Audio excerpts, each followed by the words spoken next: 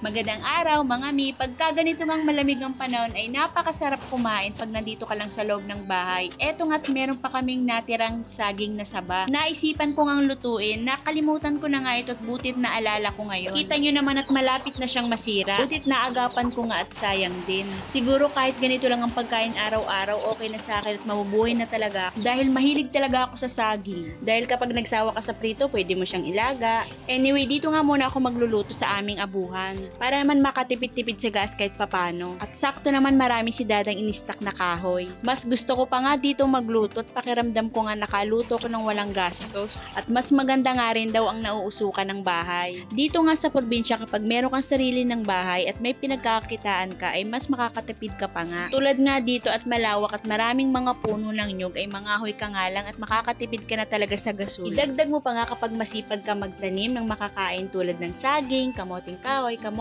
at mga gulay ay mas lalo ka pang makakatipid.